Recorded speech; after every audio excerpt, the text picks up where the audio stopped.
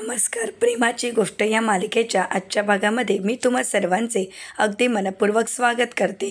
आजच्या भागामध्ये आपल्याला पाहायला मिळतं, सागर मुक्ताला म्हणतो, मुक्ता अहो तुमचं काय चाललंय आता? हे सगळं काही तुम्ही स्वतःच्या अंगावर का ओढून घेत आहात? मुक्ता तुम्हाला कळतंय का तुम्ही किती चुकीचं वागत आहात? मुक्ता ते पैसे तुम्ही घेतले नाही आहेत आणि घेणारही नाही आहेत, यावर माझा पूर्ण विश्वास आहे. त्यामुळे प्लीज असं काही सांगू नका. आता तुम्ही नक्की कोणाला वाचवण्याचा प्रयत्न करत आहात, कोणाला पाठीशी घालण्याचा प्रयत्न करतात, मला काहीच कळत नाहीये. मुक्ता सागरला विचारते, सागर तुम्हाला असं खरंच वाटतंय का मी असं काहीच केलं नाही? सागर म्हणतो, तुम्ही असं काही करणार नाही मुक्ता. मला एक सांगा मुक्ता, तुम्ही माझी परीक्षा घेत आहात की मला अजमावून पाहण्याचा प्रयत्न करत आहात? मुक्ता अहो कोणी कितीही काही सांगण्याचा प्रयत्न केला तरीसुद्धा माझा तुमच्यावर विश्वास आहे की तुम्ही असं काहीही करणार नाही आहात. मुक्ता नक्की काय झालं आहे? तुम्ही हे सगळं का आणि कशासाठी करत आहात? मुक्ता माझा तुमच्यावर पूर्ण विश्वास आहे. क्लायंटला द्यायचे पैसे असे तुम्ही इन्व्हेस्ट नाही करणार आहात याची खात्री आहे मला. खरं तर विश्वास आहे मुक्ता हो प्लीज बोला, नक्की काय झालं आहे, काय घडलं आहे? तुम्ही काहीच का बोलत नाही आहात?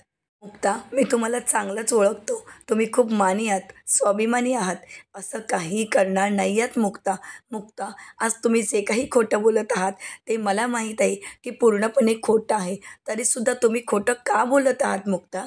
मला पूर्ण खात्री आहे, जर तुम्हाला पैसे लागले असते तर तुम्ही हक्काने माझ्याकडून मागून घेतले असते. असे न सांगता पैसे कधीही घेतले नसते आणि घेणारही नाही आहात मुक्ता. माझा तुमच्यावर पूर्ण विश्वास आहे मुक्ता आणि तो विश्वास कधीही कमी होणार नाही. मुक्ता सागरला म्हणते, सागर मी खरं बोलत आहे. सागर म्हणतो, खोटं? तुम्ही अजूनही खोटंच बोलत आहात मुक्ता तुम्हाला कळतंय का? अहो तुम्ही अजूनही खोटंच बोलत आहात. मी तुम्हाला सांगत आहे मुक्ता, तुमचं मला हेच आवडत नाही. प्रत्येक गोष्ट तुम्हाला एकटीला करायचं असतं, एकटीला या सगळ्यामध्ये पडायचं असतं आणि एकटीलाच सगळा भार उचलायचा असतो. अहो मुक्ता मला प्लीज सगळं काही सांगून टाका ना. अहो मला जमलं तर मी तुम्हाला मदत करेन आणि मला नाही जमलं तर मी तुमच्या टीममध्ये असेन. परंतु तुम्ही जर काहीच सांगितलं नाही तर वेळ आली तर मी तुम्हाला पाठीशी कसं घालणार आहे? कसं समजणार आहे की नक्की काय घडलं होतं? अहो तुम्ही काही बोललाच नाहीत तर मला कसं समजणार की नक्की काय घडून गेलं आहे? आणि त्यासाठी तुम्ही हे सगळं काही करत आहात. तर मुक्ता मनाशीच म्हणते, सॉरी सागर, मी तुम्हाला आता काहीच सांगू शकत नाही. कारण जेवढं मला हे सत्य शोधण्यासाठी तुमच्या समोर आणणं गरजेचं आहे त्यापेक्षाही जास्त गरज आहे ते म्हणजे लकी आणि तुमचं नातं सावरणं. कारण लकी आणि तुमच्या नात्यामध्ये मला कुठल्याही प्रकारचा गैरसमज किंवा ताटातूट व्हायला द्यायची नाही. त्यामुळे सागर मला माफ करा, मी तुम्हाला आता काहीच सांगू शकत नाही. आता मुक्ता शांतच असते तर सागर विचारतो, मुक्ता काय हे तुम्हाला सगळं काही एकटीलाच का करायचं असतं? मुक्ता सांगा ना, अहो नक्की काय घडलंय? परंतु मुक्ता काहीच बोलत नाही. आता सागरला काय करावं काहीच कळत नाही. मुक्ताला कशाही पद्धतीने विचारण्याचा सागरने प्रयत्न केला तरी मुक्ता मात्र काही सत्य सांगायला तयारच नसते. तर दुसरीकडे पाहायला मिळतं, आता लकी मुक्ताला म्हणतो, वहिनी अगं मी चोरीच केली आहे, मग या चोरीचा आळ तू स्वतःवर का घेत आहेस? स्वतःला या सगळ्यामध्ये जबाबदार का धरत आहेस? तर मुक्ता म्हणते, लकी अरे मी जर असं सागरनं सांगितलं तर ती चोरीही राहणार नाही किंवा आळही राहणार नाही. सगळं काही प्रकरण शांत होईल आणि म्हणूनच मला असं करावं लागलं. तर लकी म्हणतो, परंतु वहिनी अगं आज तू जे काही केलेस त्यामुळे मला तुझ्यामध्ये आणि दादूसमध्ये भांडणं नको आहेत. या अगोदरसुद्धा माझ्यामुळे तुझ्यामध्ये आणि दादूसमध्ये भांडणं झाली होती, खूप वाद झाले होते. परंतु यापुढे तुम्हा दोघांमध्ये कुठल्याही प्रकारचे झालेले वाद मी सहन करू शकत नाही आणि त्यामुळेच वहिनी अगं प्लीज असं तू करायला नको होतंस, मला ते नाही आवडले. तर मुक्ता म्हणते, मी सागरला सांगितलं की ते पैसे मीच घेतले आहेत, परंतु सागरचा पूर्ण विश्वास आहे की ते पैसे मी घेतलेच नाही आहेत आणि ते मी पैसे घेणारही नाही. तर आता लक्की म्हणतो, परंतु वहिनी. तर मुक्ता म्हणते, लक्की तू काळजी करू नकोस. अरे आता कित्येक वेळा आमच्या नात्यामध्ये एवढेच चढ उतार आलेत, एवढी भांडणं झाली, एवढे वाद झाले, तरीसुद्धा आमचं नातं कधीही शेवटच्या टोकावर गेलं नाही आणि जाणारही नाही. लकी हे पैसे सागरच्या कष्टाचे आहेत आणि ते कोणतरी लुबाडण्याचा प्रयत्न करत आहे. एक नव्हे दोन नव्हे तर तब्बल 16 लाख रुपये आहेत आणि सागरच्या एक एक पैशाची किंमत मला आहे, एका एका कष्टाची जाणीव मला आहे आणि मी ती वाया जाऊ देणार नाही. काही झालं तरी मी सत्य शोधणारच आणि सागरचे पैसे त्यांना परत मिळवून देणारच. लकी, आता यासाठी आपल्यालाच काहीतरी करावं लागेल. तर लकी म्हणतो, वहिनी अगं काय करायचं आहे? तर आता मुक्ता लकीला विचारते, लकी अरे तू त्या डॉक्टरचा शोध घेतला आहेस का? फोन लावण्याचा प्रयत्न केला आहेस का? लकी म्हणतो, नाही ना गं वहिनी, त्याचा तर फोन स्विच ऑफ येतोय. मुक्ता म्हणते, मी सुद्धा मूर्खासारखी काय विचारते? अरे लकी, त्याने तर पैसे घेतलेत, तो आता वेशीच्या बाहेरही गेला असेल. परंतु थांब 1 मिनिट असं म्हणत आता मुक्ता ही माधुरी मॅडमना फोन करते आणि म्हणू लागते, हॅलो माधुरी, माझं एक काम करशील का? अगं एक काम कर की आपल्या आजूबाजूला किंवा आपल्या या डिस्ट्रिक्टमध्ये जे काही डॉक्टर आहेत त्यांचा डेटाबेस तर आपल्याकडे असणारच आहे ना. मग डॉक्टर कोल्हे या नावाची व्यक्ती आपल्या या सर्कलमध्ये आहे का, याचा शोध घेशील का? तर माधुरी म्हणते, नाही मॅडम, अशा नावाची आपल्या सर्कलमध्ये कोणतीही व्यक्ती नाही, कोणतेही डॉक्टर नाहीत, परंतु प्रदीप कोल्हे आहेत. तर मुक्ता म्हणते, प्रदीप कोल्हे नाही तर प्रदीप कोल्हे. तर माधुरी म्हणू लागते, नाही मॅडम, असे कुठलेही डॉक्टर नाही आहेत की ज्यांच्याबद्दल मी तुम्हाला माहिती सांगू शकते. आता मुक्ताच्या लक्षात येतं की असे कुठलेही डॉक्टर नसून हे फेक डॉक्टर आहेत आणि म्हणूनच मुक्ता ही लकीला म्हणते, लकी असा कुठलाही डॉक्टर नाही आणि हे सगळं काही फेक आहे. तर मुक्ता ही लकीला सगळी माहिती विचारते आणि विचारते, त्या ठिकाणी क्लिनिक तरी होतं का? तर लकी म्हणतो, हो वहिनी, त्या ठिकाणी क्लिनिकच होतं. तर आता मुक्ता ही लकीला म्हणते, तू ज्या ठिकाणी गेला होतास ती ठिकाण तुला माहीत आहे का? लकी म्हणतो, हो वहिनी, मी ज्या ठिकाणी गेलो होतो ते ठिकाण मला माहीत आहे. तर मुक्ता म्हणते, बरं ठीक आहे, मग आता त्या ठिकाणी आपण भेट द्यायला जायची आहे. लकी म्हणतो, हो वहिनी चालेल, तू बोल फक्त केव्हा जायचं आहे, मी कधीही यायला तयार आहे. आता कुठलाही विचार न करता मुक्ता ही लकीला घेते आणि त्या ठिकाणी पोचलेली असते. आता त्या ठिकाणी असणारं सगळी परिस्थिती पाहता मुक्ताच्या लक्षात येतं की हे सगळं काही फसवण्यात आलेलं आहे. मुक्ता लकीला म्हणते, अरे लकी, कुठल्या ठिकाणी तू घेऊन आलायस? तर लकी म्हणतो, वहिनी हेच ते क्लिनिक. मुक्ता विचारते, हे क्लिनिक आहे? तर लकी म्हणतो की हो वहिनी, अगं मला त्या डॉक्टरने इथे बसवलं होतं, माझ्यासमोर तो डॉक्टर बसला होता आणि मी त्याला असे इथून 10 लाख रुपये दिले. आता मुक्ता ही लकीकडे पाहू लागते. तर लकी म्हणतो, हो वहिनी, आणि त्यानंतर त्याने मला त्या रूममध्ये बसायला सांगितलं आणि मी जाऊन बसलो होतो, परंतु ना त्या ठिकाणी तो डॉक्टर आला आणि ना नर्स आली. आता मुक्ता आणि लकी यांचं बोलणं चालू असतं. त्याचवेळी जागेचे मालक त्या ठिकाणी येतात आणि लकीला म्हणू लागतात, तुम्ही काल आला होता तेच आहात ना? पुन्हा आला तिथे? तर लकी म्हणतो की हो. तर आता मुक्ता म्हणते, हो आम्ही तेच आहोत, परंतु आता मला एक सांगा की ते असणारे डॉक्टर कुठे आहेत? डॉक्टर प्रदीप कोल्हे. तर आता ते मालक म्हणू लागतात, असे कुठलेही डॉक्टर इथे नाही आहेत आणि ही जागा मी फक्त भाड्याने देत असतो. काही महिन्यांपूर्वी एक इस्टेट एजंट इथे आले होते आणि त्यांनी मला फसवलं, खूप नुकसान केलं, परंतु आता ही जागा मी काही कालावधीसाठीच भाड्याने देत आलो. परंतु आता नक्की इथे कोण येऊन गेलं याची मला काहीच कल्पना नाही, खरं तर खात्रीही देऊ शकत नाही. तर मुक्ता म्हणते, परंतु मला खात्री आहे हा इस्टेट एजंट आणि हा डॉक्टर एकच आहेत. आता मात्र लकीला धक्काच बसतो. लकी विचारतो, काय? तर मुक्ता म्हणते, हो लकी, हे दोघेही एकटेच आहेत आणि त्यांनी सापळा रचून आपल्याला अडकवण्याचा प्रयत्न केला आहे. तर आता मुक्ता जागेच्या मालकांकडूनच त्या इस्टेट एजंटचा नंबर घेते आणि लकीला म्हणते, लकी फोन कर. लकी म्हणतो, वहिनी अगं तू ज्याप्रमाणे सांगितलं होतं ते अगदी खरं ठरलं आहे, हा इस्टेट एजंट आणि हा डॉक्टर एकच आहेत. आता मात्र मुक्ताला धक्काच बसतो. मुक्ता विचारते, काय? तर लकी म्हणतो की हो, ते दोघेही एकच आहेत. आता लकी खूप घाबरून गेलेला असतो. तर लकी मुक्ताला म्हणतो, वहिनी आपले पैसे गेलेत. आता मात्र मुक्ता शांतच होते. लकी रागानेच बाहेर येतो आणि तिथे असणाऱ्या गाडीवर चोरातच हात आपटतो. तर आता मुक्ता म्हणते, शांत, ही आपली गाडी नाही आहे. आणि लकी, आता रागराग करून किंवा चिडचिड करून काही फायदा नाही. जेव्हा वेळ होती तेव्हा तर तू काही केलं नाहीस. अरे कोण डॉक्टर, कुठला डॉक्टर याची चौकशी न करता तू त्याला पैसे देऊन मोकळा झालास. लकी, असं कसं करू शकतोस? लकी म्हणतो, वहिनी अगं माझ्या हातून चूक झाली, प्लीज मला माफ कर. मुक्ता म्हणते, लकी मला मान्य आहे, परंतु ही केवढी मोठी चूक आहे आणि याचा शोध घेणं किती कठीण आहे तुला कळतंय ना? आणि मला नक्की खात्री आहे हे सगळं काही सावनीनेच घडवून आणलं आहे, कारण हा बोगस डॉक्टरही सावनीचाच होता. तर लकी म्हणतो, वहिनी तुला सावनीच्या रूममध्ये काही भेटलं का? तर मुक्ता म्हणते, नाही ना, मला तर काहीच भेटलं नाही, परंतु मी शोधणार, सगळ्याचा शोध घेणार. लकी म्हणतो, परंतु वहिनी अगं आता ह्या सावनीचं सत्य आपण कसं शोधणार आहोत? मुक्ता म्हणते, आठवेल. की तू काळजी करू नकोस, आपल्याला काहीतरी मार्ग सापडेल आणि त्या मार्गातूनच आपण सावनीचं सत्य सर्वांसमोर आणणार आहोत.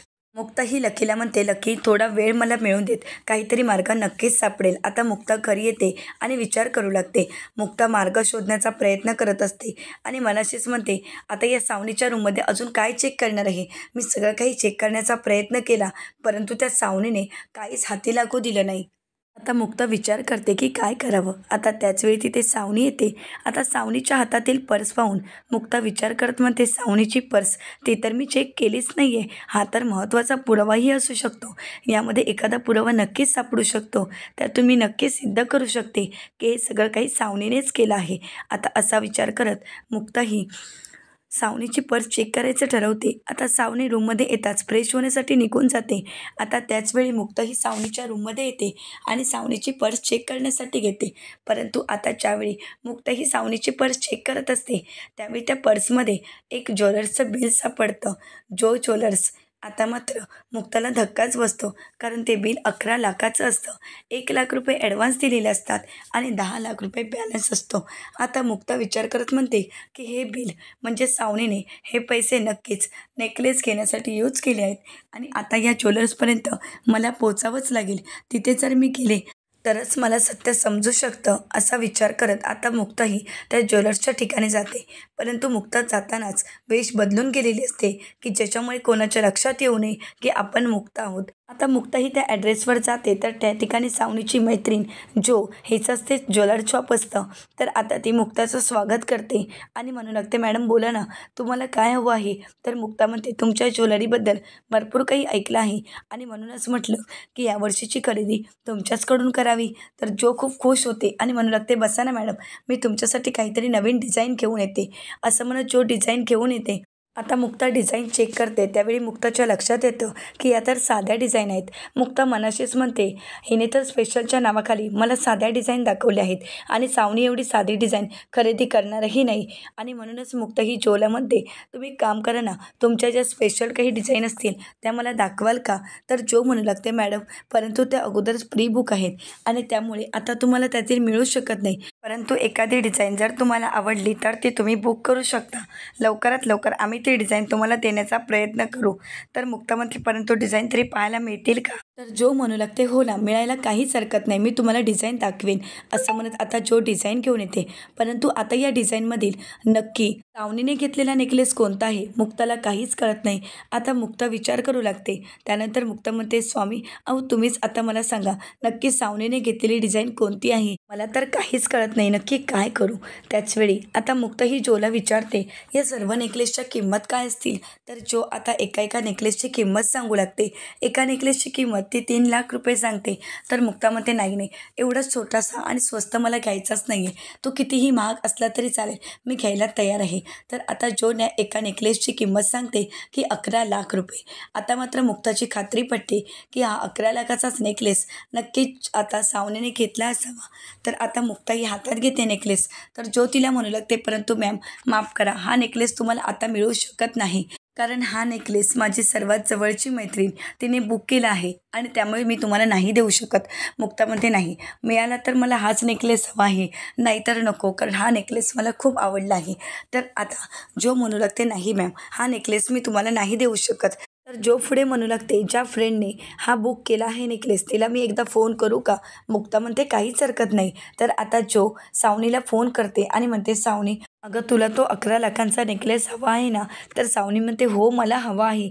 तर आता जो म्हणू लागते, नाही अगं माझ्यासमोर आता एक क्लायंट बसले आहेत, मग त्यांना तो नेकलेस हवा आहे आणि म्हणूनच म्हटलं तुला विचारावं की तो नेकलेस तुला हवा आहे की नको. तर सावनी म्हणते, नाही नाही, आता सध्या तरी मला एवढी काही नेकलेसची गरज नाही, तू दिलास तरी चालेल आणि माझ्यासाठी नंतर मागव. आता जो लगेच खुश होते. तर दुसरीकडे आता मुक्ताही विचार करत म्हणते की आता जर या ठिकाणी सावनी पैसे द्यायला आली तर सावनीला मी रंगेहात पकडू शकते. आता त्याचवेळी तिथे जो येते आणि मुक्ताला म्हणू लागते, मॅम हा नेकलेस तुम्ही घेऊ शकता, तुम्ही तुमचे डिटेल्स सांगा, हा नेकलेस मी आता तुम्हाला देत आहे, तुम्ही आता पैसे देणार आहात ना.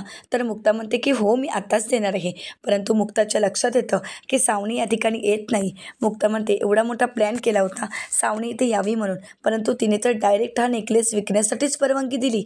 नाही नाही, आता मलाच काहीतरी करावं लागेल आणि इथून निघावं लागेल, नाहीतर समजा मी जर इथे थांबले तर सगळ्यांच्या लक्षात येईल की नक्की काय घडलं, त्यापेक्षा आता मला जावंच लागेल इथून, असा विचार करत आता जो ज्यावेळी बिल बनवायला घेते त्यावेळी मुक्ता म्हणू लागते, हा नेकलेस तर डिफेक्टिव्ह आहे. आता मात्र जो म्हणू लागते, नाही मॅम, हा नेकलेस डिफेक्टिव्ह नाही आहे, डिझाईनच तशी आहे.